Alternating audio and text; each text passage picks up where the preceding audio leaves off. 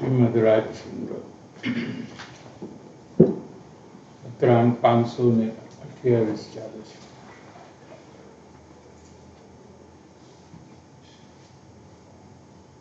અહિત હેતુ એવો संसार संबंधी प्रसंग, संसार के जितने प्रसंग है, हम जितनी सांसारिक प्रवृत्ति करते हैं,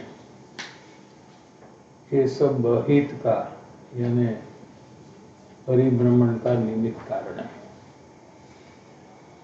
संसार की प्रवृत्ति हमें परिभ्रमण नहीं करवाती है, लेकिन संसार की प्रवृत्ति में जो हम मोह, राग और द्वेष करते हैं, ये हमें बंध का कारण है. क्योंकि वो बंधन में संसार की प्रवृत्ति निमित्त है.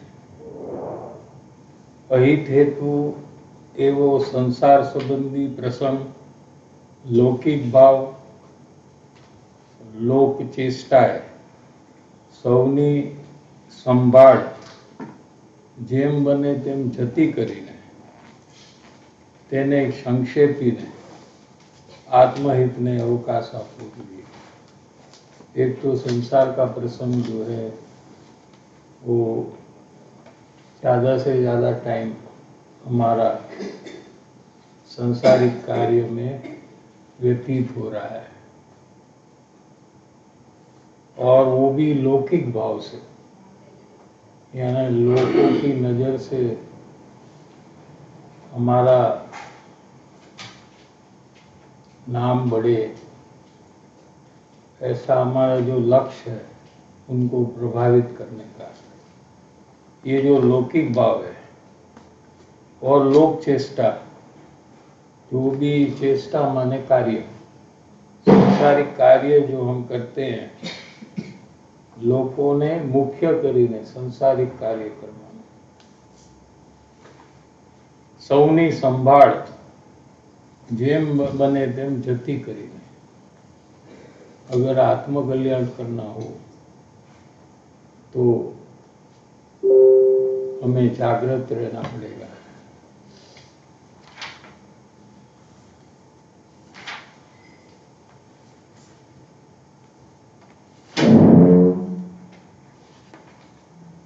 एक 138 पेज से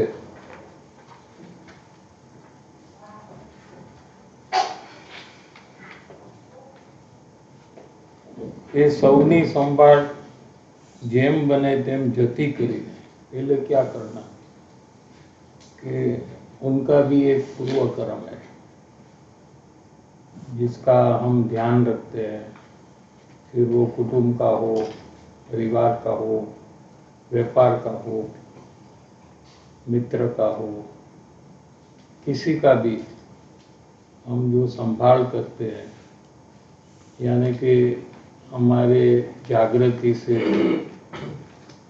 उनको हम मदद कर सकते हैं, ऐसी जो हमारी मान्यता है, यानी कि उनको नुकसान न हो इस प्रकार से हम ध्यान रख सकते हैं. लेकिन उसमें पूर्व कर्म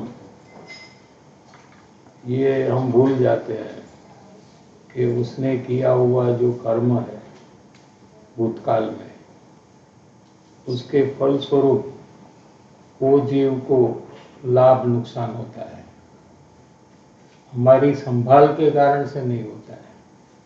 इसका ये मतलब नहीं है कि हमें संभालना नहीं, लेकिन खाली संभालने के कार्य में हम हमारा जीवन व्यतीत करते हैं और अपने आत्मा की संभाल नहीं करते हैं. क्या करते हैं, समझ में आ रहा है कि नहीं? एक ही जगह में हम हमारा जागृति तथा प्रयास चलता है. वो समय में सांसारिक कार्य के काल में हमारे आत्मा में क्या हो रहा है, किस प्रकार के अंदर में भाव हो रहे हैं, अकल्याण के, अहित के जो कार्य हमारे अंदर में चालू है, इसकी जागृति रहती नहीं है।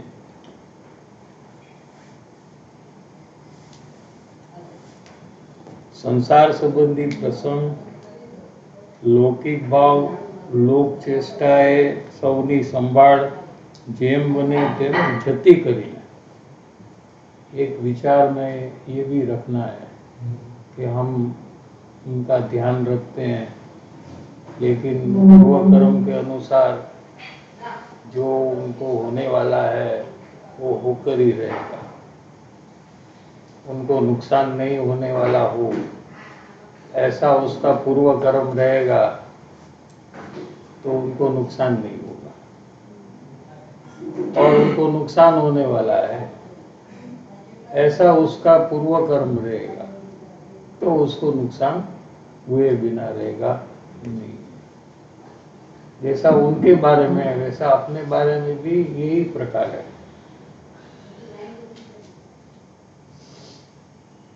तेने संक्षेपीने, संक्षेपना माने थोड़ा ध्यान अपने आत्म कल्याण में, अपने आत्म विचार में, अपने प्रयास में, उसके लिए हमें समय निकालना चाहिए। संसार का कार्य में इतना हम तल्लीन रहते हैं कि हमको ख्याल में ही नहीं आता है कि हम कौन है, हम कहाँ से आए हैं, हमारा आजू बाजू में जो संबंध है वो किस प्रकार का है, और यहाँ से हम कहाँ जाएंगे। ये सब विचार हमको आता ही नहीं है, इतने सांसारिक कार्यों में तल्लीन रहते हैं। तेनो दुर्लक्ष करीने એ તો પ્રસંગ વ્યવહાર સંબંધી સંસાર પ્રસંગ હોય तो એને संक्षेप करो, अपने लिए टाइम निकालना, अपने आत्म कल्याण के लिए भी उसमें से टाइम निकालना। एक दिन में 24 घंटे है, 7-8 घंटे तो सोने में जाते हैं, बाकी के 16 घंटा ऐसा किसी को नहीं मिलता है कि आत्म कल्याण के लिए अलग 24 घंटा मिले और संसारिक कार्य के लिए दूसरे 24 घंटा मिले। क्या ऐसा तो किसी को मिलता नहीं है। एक ही 24 घंटे में हमको संसार के कार्य करते हुए आत्मज्ञान की प्राप्ति का कार्य करना है। समझ में आ रहा है कि नहीं? कोई 24 घंटे अलग अलग के, एक आज तो आज क्या तारीख है? 3 तारीख है। 3 तारीख है तो आज संसार का कार्य करे, वापिस कल दूसरी 3 तारीख आपको मिलेगी जिसमें आप आत्म कल्याण का कार्य करे। ऐसे 2 तो मिलने वाला नहीं है क्या? और संसार के कार्य जो हमें करने पड़ते हैं, ऐसी हमारी परिस्थिति है तो वो भी हमें करना पड़ता है। उसको छोड़कर हम त्यागी हो जाए या जंगल में चले जाए या सोनगढ़ में जाकर रह जाए, ऐसा तो वर्तमान में परिस्थिति नहीं है सबकी। कोई कोई कर सकता है तो उसको तो करना चाहिए, लेकिन वर्तमान में ऐसी सुविधा न हो कि काम करे बिना चलता न हो, क्या करना पड़ता हो, ऐसे जीव को क्या करना? आत्म कल्याण का कार्य कब करना? क्योंकि कल का तो भरोसा नहीं है। कल हम रहेंगे तो सत्संग रहेगा, किसी का हमें पता नहीं है ना। ठीक है,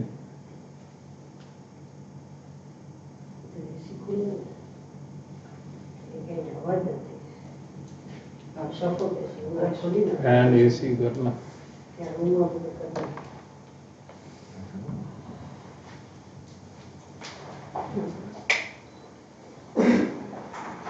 तो क्या कहते हैं, कि ये संसार की प्रवृत्ति जो भी है हमारे पूर्व कर्म अनुसार, किसी को व्यापार की प्रवृत्ति है, कोई नौकरी करता है,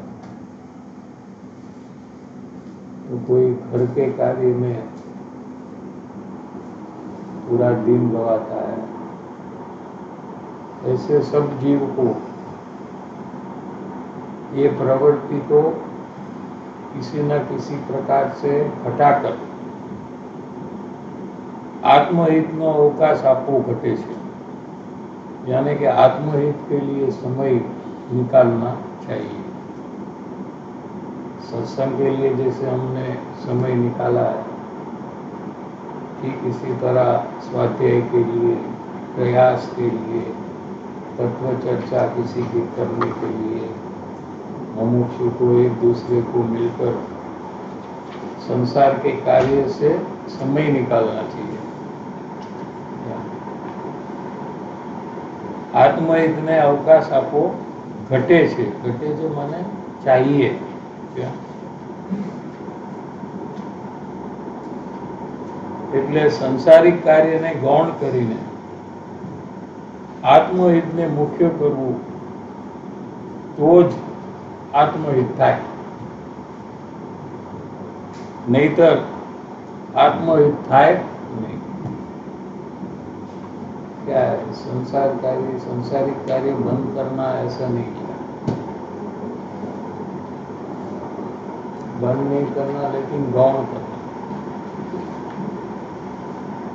और आत्महित का कार्य करना ऐसा नहीं कहा, आत्महित का कार्य को मुख्य करना। क्या हम लोग संसार के कार्य भी करते हैं और सत्संग आदि प्रवृत्ति भी हम कर रहे हैं, करते हैं। इसके अलावा भी देव दर्शन करते हैं, पूजा भक्ति करते हैं, यात्रा में जाते हैं। ऐसे आत्मकल्याण की प्रवृत्ति भी हम करते हैं और संसार की प्रवृत्ति भी हम करते हैं। लेकिन दोनों में मुख्य प्रवृत्ति कौन सी है हमारी, ये प्रश्न है। संसार कैसे नक्की किया? कि इसके बारे में, आत्मकल्याण के बारे में विचार ही नहीं आया, और संसार का पूरा वही एक्टिविटी वो टाइम वो एक्टिविटी के लिए डेडिकेटेड है, ये एक्टिविटी के लिए नहीं है, ऐसा बैक ऑफ माइंड में है मेरे को। करेक्ट एकदम। कार्य करने में हो जाते हैं वो कार्य करने के लिए। क्या हुआ? हो जाते हैं। हाँ। और दूसरा क्या कारण, कैसे पता चले? मेरा पूरा जोर संसार के कार्य में, पूरा जोर संसार के कार्य में, और आत्मकल्याण में जोर नहीं, माने ऊपर से आत्मकल्याण की प्रवृत्ति, जोर को आत्मकल्याण में बचा कर रखकर वो जोर को संसार के कार्य में लगाना। बिजनेस का एक्टिविटी नहीं होता है तो वहाँ पे मेरे को प्रॉब्लम होता है। या मतलब समझो कि दोपहर के 2 बजे है, वहाँ पे सत्संग नहीं करता हूँ तो मेरे को चलता है, बिजनेस का एक्टिविटी नहीं होता है तो मेरे को अंदर तकलीफ होती है। वहाँ पे वो एक मेन पॉइंट रहता है। तो क्या हो जाएगा? 2 बजे को बिजनेस का काम नहीं किया तो क्या होगा? कोई ऑर्डर चल रहा रहेगा तो कैंसिल तो हो क्या हो जाएगा, जाएगा? लॉस हो गया, तो क्या होगा? कमाई थोड़ी कम होगी। तो क्या होगा? कम होगा तो क्या होगा? थोड़ा इनकम कम होगा। और तो क्या होगा? कुछ नहीं होगा, चलेगा ऐसे। अभी भी कितना ऑर्डर आपका मिस हो रहा है आपको थोड़ी पता है। नहीं होता है, इतना ध्यान रखते हैं तो ऑर्डर नहीं चलेगा, जाता है, तो सब ऑर्डर मिल जाता है। जाता है। तो कमाई भी थोड़ी कम हो रही है ना, ऑर्डर जाता है तो। हाँ ठीक। तो वो किसका दोष है? वो गलती किसकी?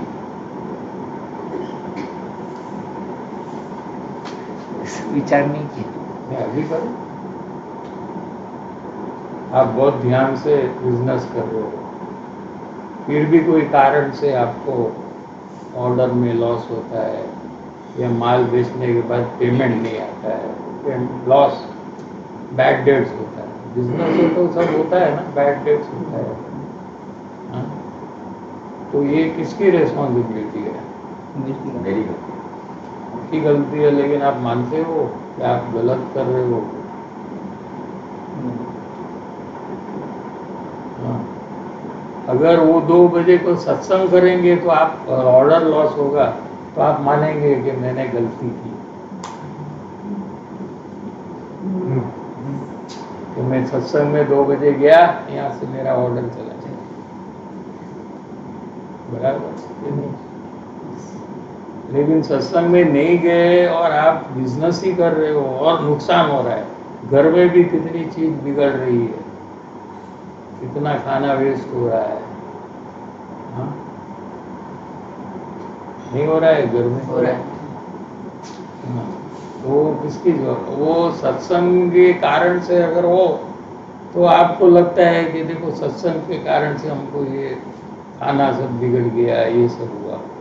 लेकिन सत्संग न करे तो भी बिगड़ता है, उसका क्या करे?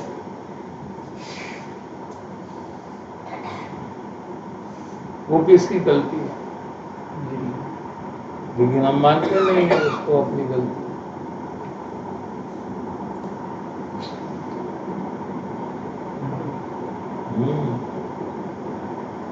हमारा हिसाब भी ठीक नहीं है ना, हमारी समझ में भी गलतियां हैं। या तो आप सब ले लो रिस्पॉन्सिबिलिटी, जो भी लॉस हो वो आपकी गलती से हो रहा है, लेकिन आप लेते नहीं हो। सत्संग की प्रवृत्ति में वो टाइम में कुछ हुआ तो आप ब्लेम करते हो।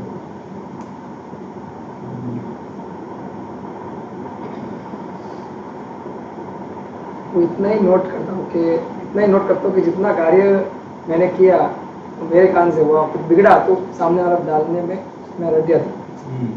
वो जो मैं नोट करके रखता हूँ उतना ही नोट करता हूँ। बिगड़ गया तो वहाँ नोट करके रखता हूँ कि ये बीच में आ गया, काम करता हूँ, ये बीच में आ गया, इसके लिए डील चली गई, इसने बहुत ज़्यादा बोल दिया, इसका चली गई। वैसे मैं यूज टू डे एक्टिविटी कर रहा हूँ, तो वो मेरे। लेकिन जब सत्संग के कारण से होता है तभी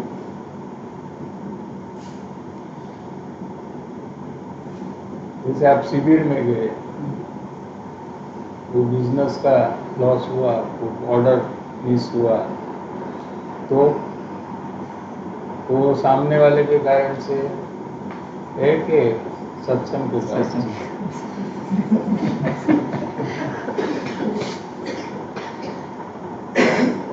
वो पहले नोट करो कि किसने हैंडल किया था वो डीलिंग, फिर उसको नहीं, ये एग्जाम्पल दिया ना, इसमें किसका गलती है ये हम पूछ रहे हैं। सत्संग में जाने के कारण से। हाँ, यही तो प्रॉब्लम है ना, तो हमारी समझ है वही है। क्या आपका जो बात है वो तो सही है। लोग क्या करते हैं कि जो भी काम करते हैं उसमें सक्सेस मिलता है तो वो मानते हैं कि खुद के कारण से वो सक्सेस हुआ है, बराबर है। और अगर वो कार्य निष्फल गया, फेल हुआ, तो फिर वो सामने वाले के ऊपर डाल देते हैं, तो नहीं? हाँ, ऐसा डिवीजन कर लिया है, कोई भी काम में ऐसा अपना डिवीजन हो गया है। सक्सेस माने मैंने किया, फेल माने सामने वाले।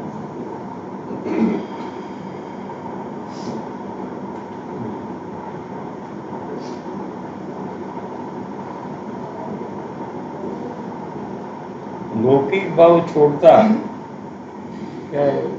अगर लौकिक भाव माने लोगों को प्रभावित करने का, उनका जो महत्व हमारे अंदर में है क्या, ये अगर हम छोड़ दे क्या, लौकिक भाव छोड़ता तेना लक्ष्य थती घणी प्रवृत्ति आपो आप छूटी गई।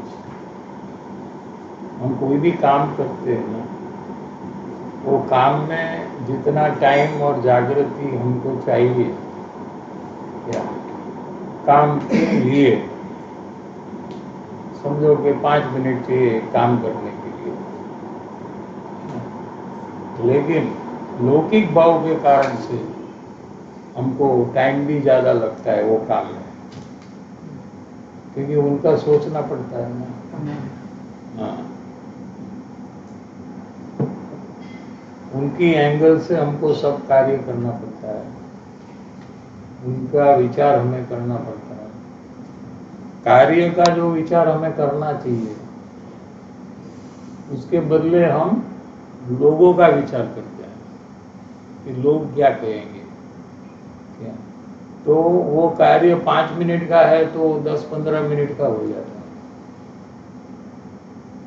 क्या, और वो काम में थोड़ी जागृति से वो काम पूरा हो सकता है, तो वो काम में हमको बहुत जागृति विशेष रखनी पड़ती है कि ये क्या कहेगा, वो क्या कहेगा, इसको कैसे प्रभावित करना, ये देखेगा तो ये क्या बोलेगा, ये सब जागृति हमारी बढ़ जाती है, पर लक्ष्य बढ़ जाता है।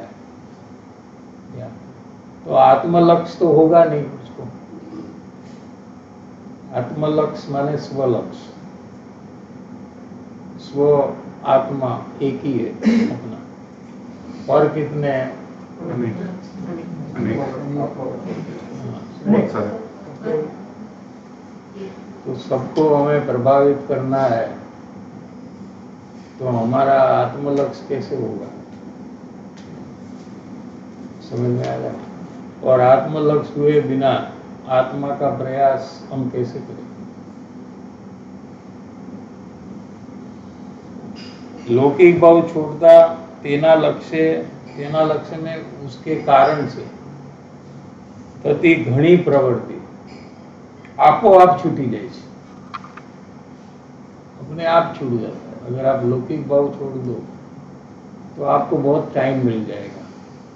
यही संसार के कार्य में आपको बहुत टाइम आत्मकल्याण के लिए मिलेगा। તેથી આત્મકલ્યાણ માટે ઘણો સમય મળી જાય છે। समझ में आ रहा है कि थोड़ा विचार करने गंभीरता से समझना चाहिए कि जो काम हम संसार में कर रहे हैं उसमें हमारा जितना टाइम और जागृति जा रहा है, वो कार्य जो है उसके कारण से पूरा नहीं है, आधा से ज़्यादा लौकिक भाव के कारण से हमारा समय और शक्ति उसमें वेस्ट होती है क्या।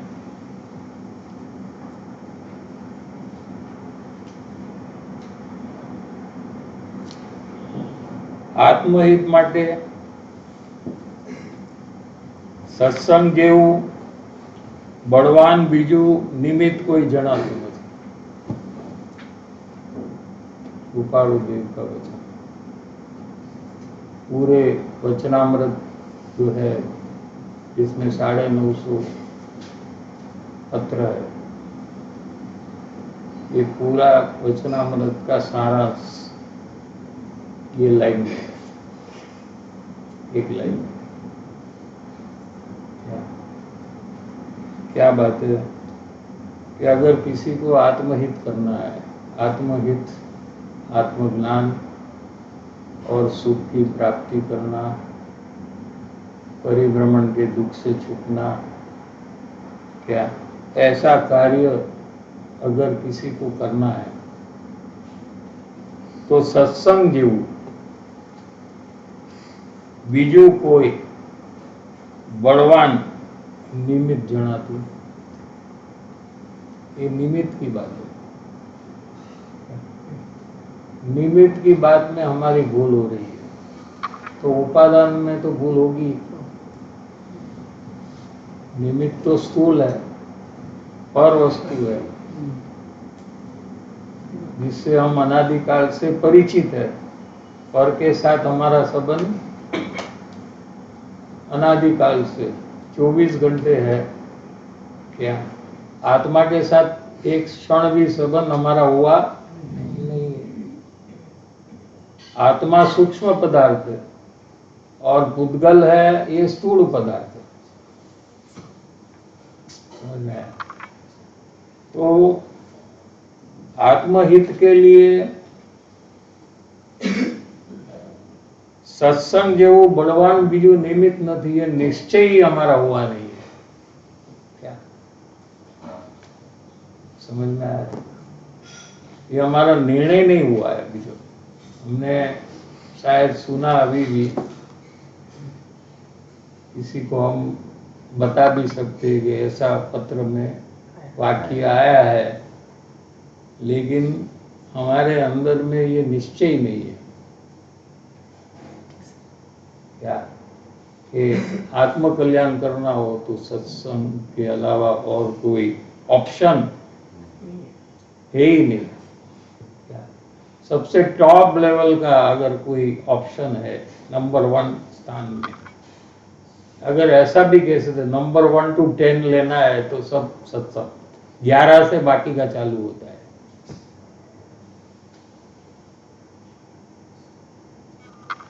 समझ में आ रहा है कि नहीं? हाँ। સર્વ દુઃખથી બચવાનું એક માત્ર સાધન સત્સંગમાં વિશેષ રહેવું। सब दुख से छूटने का एकमात्र साधन ये कृपाळु देव को कहना है। क्या आ तो एमना वचनामृतनो मुद्रा लेख है। मुद्रा लेख जैसे वो कॉइन है, मुद्रा माने कॉइन होता है ना, उसमें सब लिखा हुआ रहता है ना, 1 रुपया 10 रुपया प्रिंटेड रहता है ना। क्या ऐसे कृपाळु देव का वचनामृत का ये मुद्रा लेके क्या जीवन सूत्र है कि जे मुमुक्षु जीवे आत्महित करवू होय एने सत्संग जेवुं बीजું कोई निमित्त है।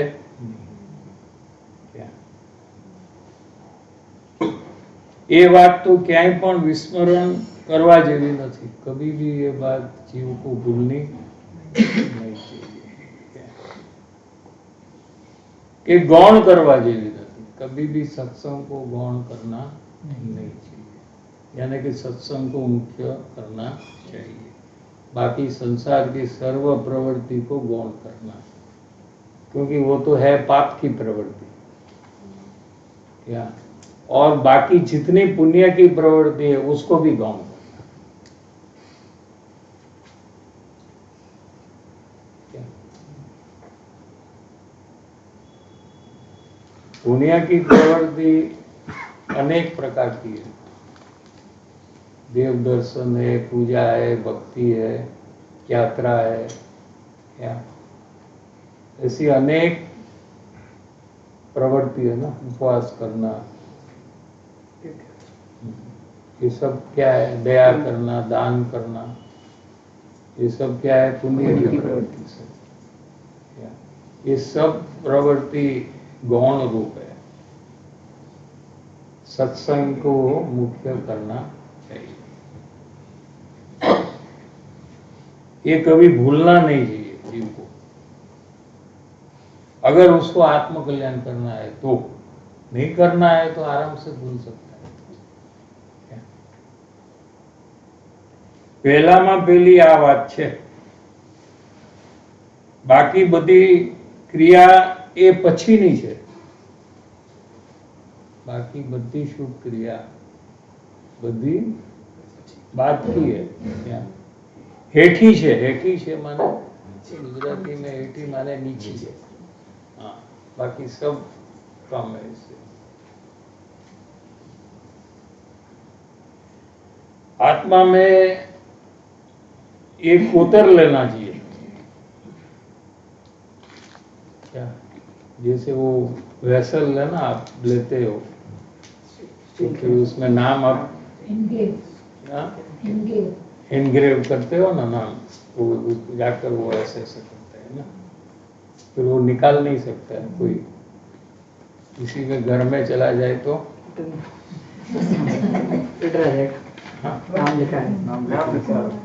वापस आ जाएगा ना। हाँ। ऐसे अंदर में कोतर लेना चाहिए, एनग्रेव कर लेना चाहिए। क्या कि सत्संग जैसा कोई भी उत्कृष्ट निमित्त नहीं है। આત્મહિત માટે સત્સંગ જેવું બળવાન બીજું નિમિત્ત જણાતું નથી। ये कृपाणु देव का शब्द है ना, जो बोल्ड लेटर है ना, वो कृपाणु देव का ओरिजिनल पत्र का है। क्या लिखा? जनातु नहीं। कृपाणु देव कहते हमको तो जानने में नहीं आ रहा है।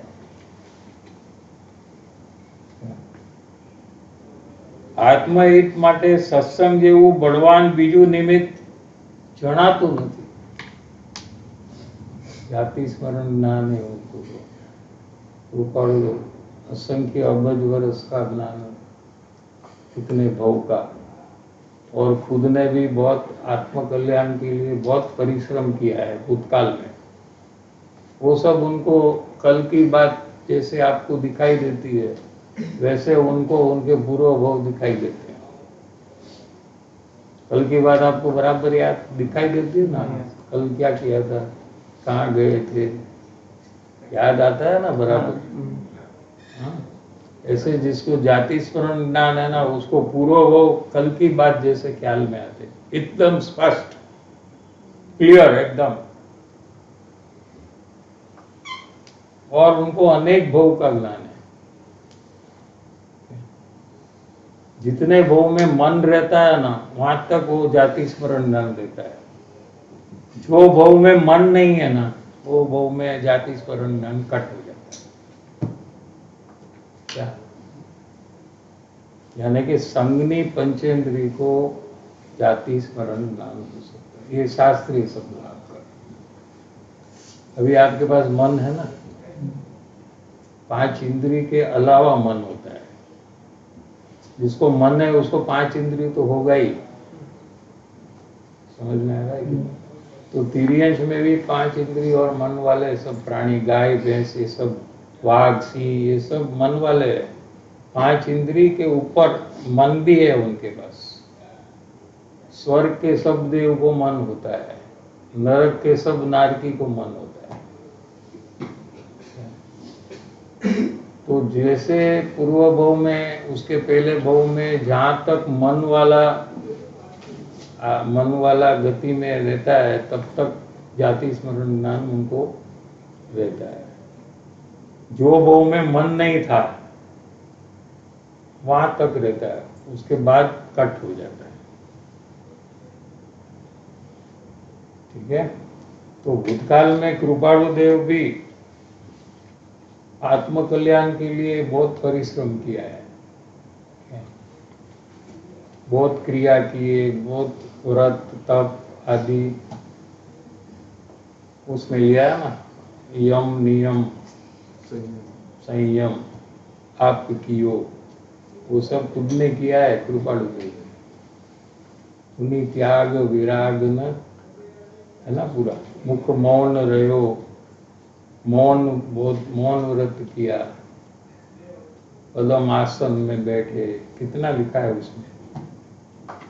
बहुत क्रियाओं की, लेकिन आत्मकल्याण हुआ नहीं है पूर्व काल में। ऐसे ढूंढते ढूंढते उनको कोई ज्ञानी का योग हुआ। क्या? इतना परिश्रम के बाद उनको सत्संग की प्राप्ति हुई, इसलिए इतना महत्व सत्संग का उन्होंने किया है। अपने लिए तो रेडीमेड दे दिया है। क्या? बाकी खुद ने बहुत परिश्रम उठाया है। क्या? जैसे कोई पिताजी है तो परिश्रम धंधा चालू करने का, हाँ, अच्छा कस्टमर को एस्टेब्लिश करने का, बैंक सब जगह में अपना इमेज नाम करने का, वो सब करने के बाद अपन को रेडीमेड दे दिया, चल बैठ जा तू, अभी तू आराम से धंधा कर। हैं?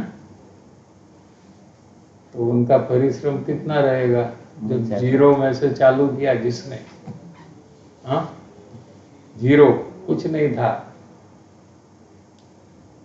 और ये लेवल तक पहुंचाया जिसने, हाँ, और हमको बिल बोला कि बैठ जाओ तुम आराम से काम करो और पैसा कमाओ। अभी अपने पास कस्टमर भी रेडी है, बैंक भी कुछ कितना पैसा चाहिए देने के लिए तैयार है, सब रेडी है, अपना प्रेस्टीज भी टॉप लेवल में है। क्या ऐसे कृपाणु देव ने पूरा काम कर लिया कि तुमको आत्म कल्याण करना है तो सत्संग के अलावा बाकी सब क्रिया नीचे की है। सत्संग जितना बड़वान निमित्त कोई भी है नहीं। आत्महित માટે सत्संग જેવું બળવાન બીજું નિમિત્ત જણાતું નથી। हमको तो जानने में नहीं आता है, ऐसे कृपाणु देव, हमको तो जानने में नहीं आता है। क्या